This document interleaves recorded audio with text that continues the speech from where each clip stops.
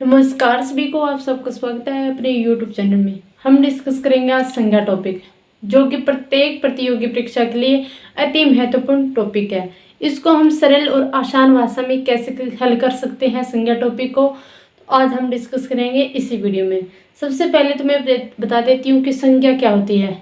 जो किसी व्यक्ति, वस्तु, स्थान आदि की क्या हमें विशेषता बतलाई, वो ही क्या है, संज्ञा है। और संज्ञा है क्या, जितने भी दुनिया में नाम है वो सब क्या है, संज्ञा है।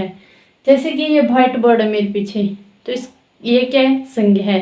ये मार्कर है तो ये संज्ञा है। मेरा नाम संज्ञा है और आप सबका नाम भी संज्ञा है। जितने भी नाम है दुनिया में वो सब क्या है, संज्ञा है। फिर बात करते हैं कि संज्ञा क्या है, विकारी शब्द है या अविकारी शब्द। तो संज्ञा क्या है, एक विकारी शब्द है। विकारी शब्द क्यों कहते हैं, विकारी शब्द हमें किसे कहते हैं और क्यों कहते हैं। तो विकारी शब्द वे होते हैं जो कि लिंग, वचन, पुरुष, काल आदि के आधार पर क्या हो जाते हैं, परिवर्तित। तो वो क्या कहलाते हैं, विकारी शब्द।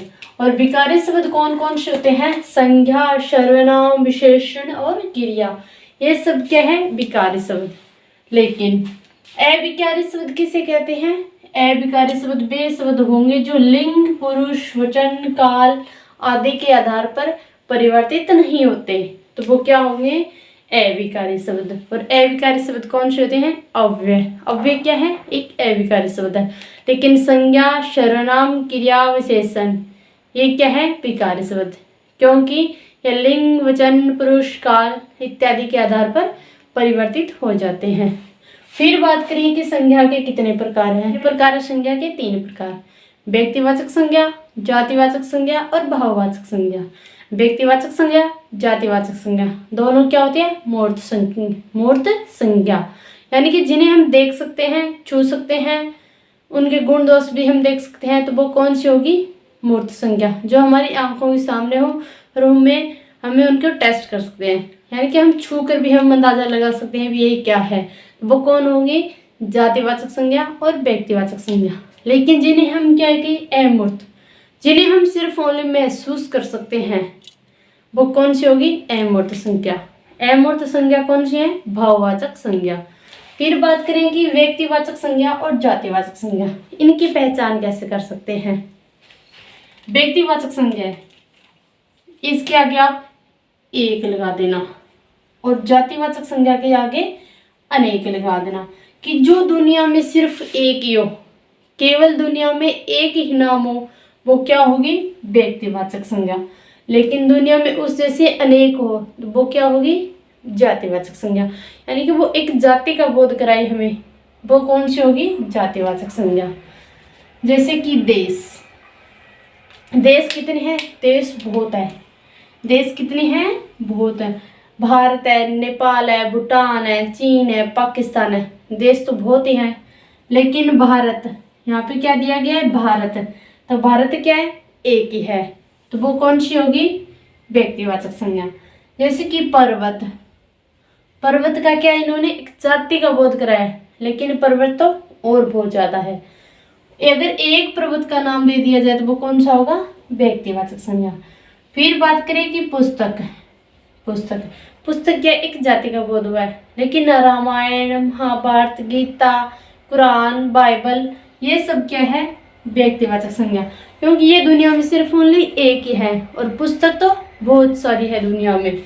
फिर है नदी क्या है, एक जाति का बोध हुआ है, यानी कि नदी तो बहुत सारी है, गंगा, सरस्वती, यमुना, जमुना बहुत सारी है। लेकिन यहाँ पे व्यक्तिवाचक में क्या दिया गया कि गंगा, निम्न में से गंगा जातिवाचक है या व्यक्तिवाचक है, तो आपका आंसर क्या होगा, व्यक्तिवाचक संज्ञा, क्योंकि गंगा एक ही है। क्या है, गंगा एक ही है। लेकिन यहाँ पे क्या दिया गया है, जातिवाचक में नदी क्या है, नदी तो बहुत सारी है, यहाँ पे क्या है कि एक नदी का जाति का बोध कराया गया है। फिर बात करें कि शहर, निम्न में से मान लो शहर है, ये जातिवाचक संज्ञा में प्रयुक्त होता है या व्यक्तिवाचक संज्ञा में या भाववाचक संज्ञा में। आपसे पूछा जाए तो आपका ऑप्शन क्या रहेगा, जातिवाचक संज्ञा, क्योंकि शहर एक जाति का बोध हुआ है। लेकिन यहाँ पे जयपुर दे दिया है आपको कि जयपुर क्या है, तो जयपुर एक है, जयपुर क्या है, एक है, तो वो किस में आएगा, व्यक्तिवाचक संज्ञा में।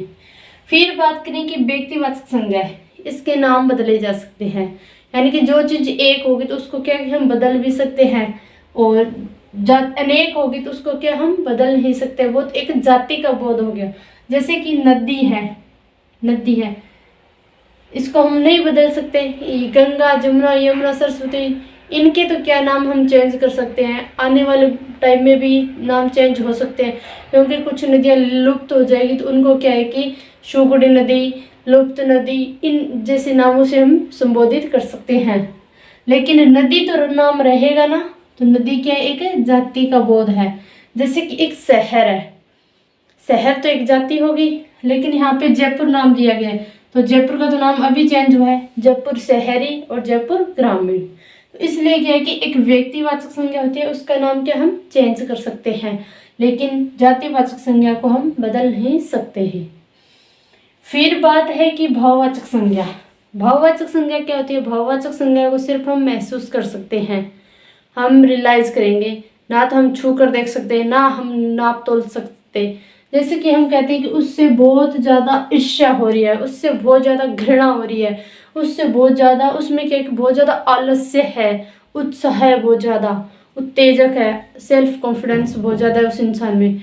अगर हम यह तो नहीं कह सकते भी 1 किलो है, 2 किलो है, 4 किलो, हम क्या कि सिर्फ ओनली महसूस कर सकते हैं। तो वो कौन सी होगी हमारी भाववाचक संज्ञा।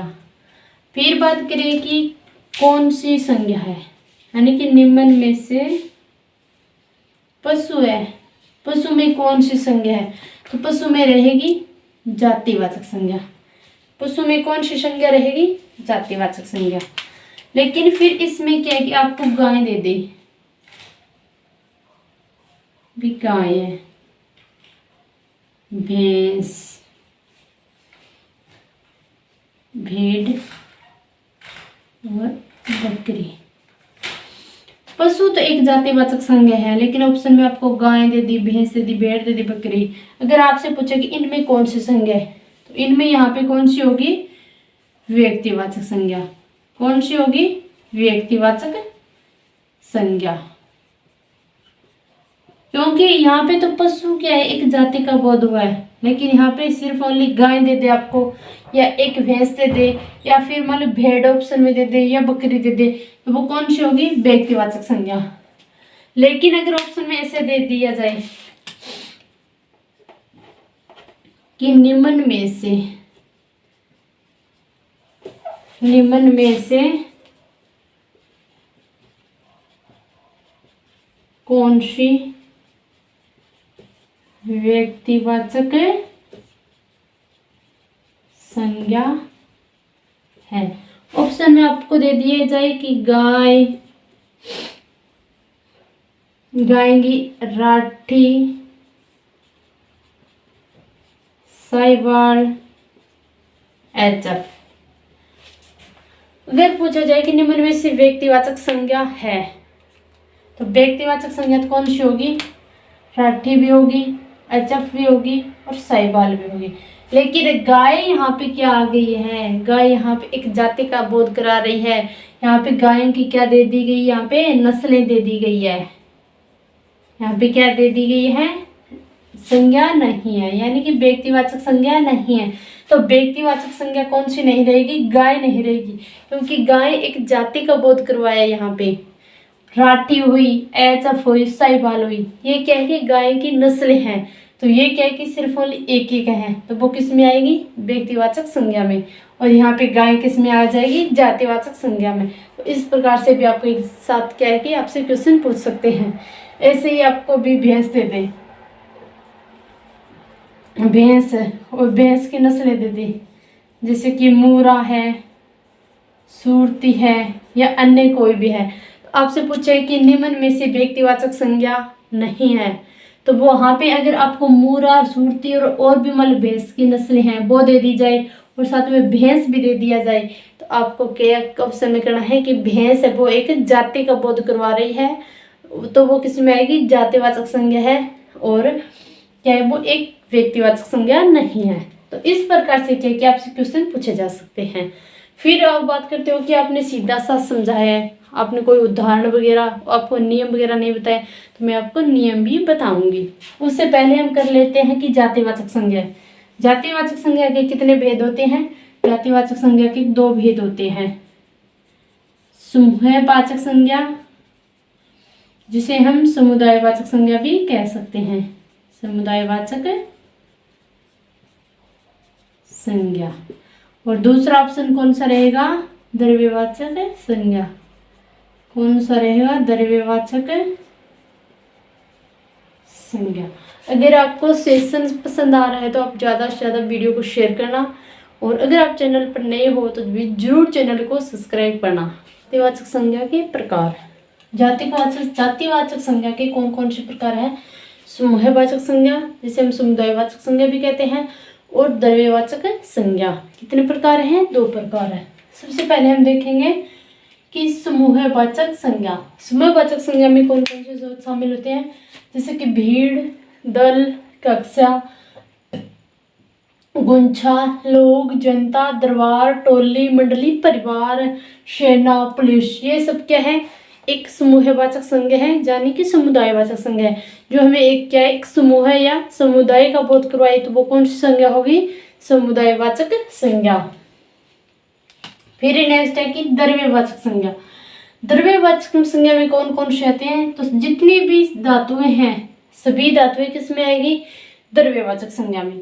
सभी गैसें, कोयला, चाय, कॉफी, छाछ, दूध, दही, सोना, चांदी, और जिन्हें हम नाप और तोल सकते हैं तो वो किस में आते हैं? द्रव्यवाचक संज्ञा में। फिर बात करें कि भाववाचक संज्ञा। भाववाचक संज्ञा किसमें प्रयुक्त होती है? एक वचन में। भाववाचक में क्या कि मानवता, बुढ़ापा। बुढ़ापा अगर हमारे सामने से कोई एक व्यक्ति गुजरा है तो हम उसे अंदाजा, उसकी मान लो सिचुएशन देख के हम अंदाजा लगा सकते हैं कि ये बुढ़ा है, ये जवान है, ये बच्चा है। ये सब किसके आधार पर लगा सकते हैं? हम सिर्फ ओनली क्या कि उसको देख कर ही, महसूस करके क्या है, हम ये बोल सकते हैं कि ये बूढ़ा है, ये जवान है, ये बच्चा है। फिर है कि अच्छाई, यानी कि व्यक्ति का व्यवहार कैसा है। अगर व्यक्ति मान लो कि सुने सूत्री ढाल में बोलचाल करे, अच्छी तरह हमारे की मेल मिलाप हो, तो आप कहेंगे बहुत अच्छा इंसान है। तो इसमें क्या कि हमने उसको क्या कि उनके गुणों को हमने महसूस किया है, तो इसके लिए क्या है कि अच्छाई हुई, बुराई हुई, अपनापन होया, ये सब किस में आते हैं? भाववाचक संज्ञा में। यानी कि भाववाचक संज्ञा में हम किसी दूसरे को क्या सिर्फ ओनली महसूस कर सकते हैं।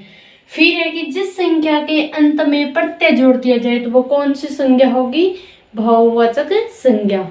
और भाववाचक संज्ञा के कितने प्रकार हैं? भाववाचक संज्ञा के 5 प्रकार हैं। जातिवाचक संज्ञा से हम भाववाचक संज्ञा बना सकते हैं, सर्वनाम से हम भाववाचक संज्ञा बनाते हैं, विशेषण से बना सकते हैं, क्रिया से हम भाववाचक संज्ञा बना सकते हैं, और अंत में अव्यय शब्द होते हैं उनसे भी हम क्या है? भाववाचक संज्ञा बना सकते हैं। फिर कुछ भी 1-2 क्वेश्चन रखे हैं मैंने आपके सामने। पहला क्वेश्चन कौन सा है कि सेना में कौन सी संज्ञा है? यानी कि सेना शब्द है, किसका है? समूह या समुदायवाचक संज्ञा का। लेकिन यहाँ पे ऑप्शन कौन सा है? जातिवाचक संज्ञा, समूहवाचक संज्ञा, व्यक्तिवाचक संज्ञा, द्रव्यवाचक संज्ञा। तो इनमें क्या कि 2 ऑप्शन तो आपका सीधा ही कटेगा कि इनसे तो कोई लेना देना है ही नहीं। फिर बात रही जातिवाचक संज्ञा या समूहवाचक संज्ञा, इसका राइट ऑप्शन रहेगा समूहवाचक संज्ञा। अगर ऑप्शन में समूहवाचक संज्ञा ना दिया हो तो वहां पे कौन सी संज्ञा होगी? हमारी जातिवाचक संज्ञा होगी। कौन सी होगी? जातिवाचक संज्ञा। लेकिन यहाँ पे ऑप्शन में कौन सा है? प्राथमिकता किसको दी जाएगी? समूहवाचक संज्ञा को। किसको प्राथमिकता दी जाएगी इसमें? समूहवाचक संज्ञा को। फिर नेक्स्ट है कि अगर किसी विकल्प में अगर किसी वाक्य में एक व्यक्ति के गुण दोषों की तुलना दूसरे व्यक्ति से की जाए तो वहां पे कौन सी संज्ञा होती है? जातिवाचक संज्ञा। जैसे हम उदाहरण के तौर पर देख सकते हैं कि भारत में अनेक सुभाष पैदा हो गए हैं। इस वाक्य में कौन सी संज्ञा है? तो कौन सी संज्ञा होगी? हमारी जातिवाचक संज्ञा। कौन सी संज्ञा होगी? जातिवाचक संज्ञा।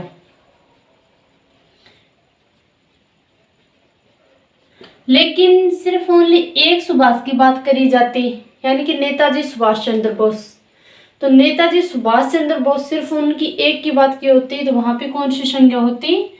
व्यक्तिवाचक संज्ञा। कौन सी होती? व्यक्तिवाचक संज्ञा।